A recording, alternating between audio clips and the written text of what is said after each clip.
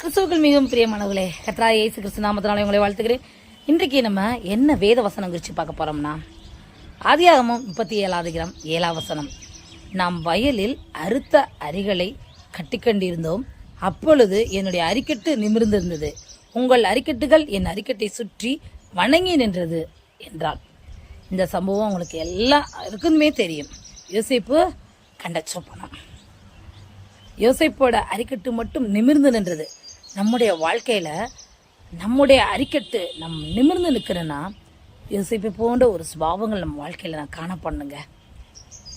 அப்பதான் நம்ம நிமிர்ந்து நிற்க முடியும். நம்ம நிமிர்ந்து நிற்கிறோன்னா அதுக்கு ஒரு சில குவாலிஃபிகேஷன்னா கண்டிப்பா தேவை. யோசிப்பு தன்னை சுத்தமானாக காத்து கொண்டான், பரிசுத்தமுடையவனாய் தன்னை காத்து கொண்டாங்க.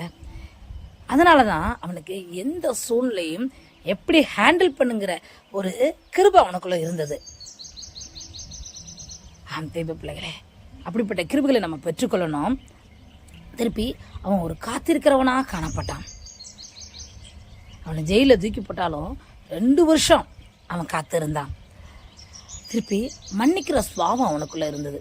தன் சகோதரர்கள் பண்ணிட்டாங்க, தான் அடைகிற அத்தனை துன்பத்துக்கும் சகோதரர்கள் தான் காரணம்னு அவனுக்கு நல்லாவே தெரியும். இருந்தாலும் அவன் மன்னிக்கிறான்.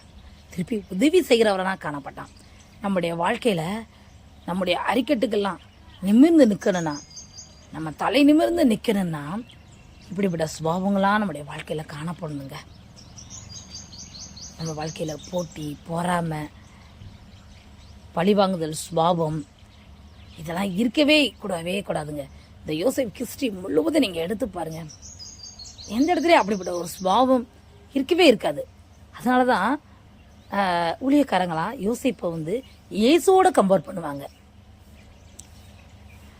அந்த அளவுக்கு மேன்மையுள்ளவனாக யோசேப்பு வாழ்க்கையில காணப்பட்டான். இப்படிப்பட்ட சுபாவங்கள் இந்த நாள்ல நமக்கு வேண்டும் என்று ஆண்டவர்கிட்ட நம்ம ஜெபிப்போம். கர்த்தர் நிச்சயம் தருவார். ஆமென். அந்த இயேசுவை நம்புங்கள், ஏற்றுக்கொள்ளுங்கள், விசுவாசியுங்கள். கர்த்தருடைய கர்த்தர் பெரிய அற்புதங்களை பெற்றுக் கொள்வீர்கள். தேவன் தான் உங்களை ஆசீர்வதிப்பாராக. ஆமென்.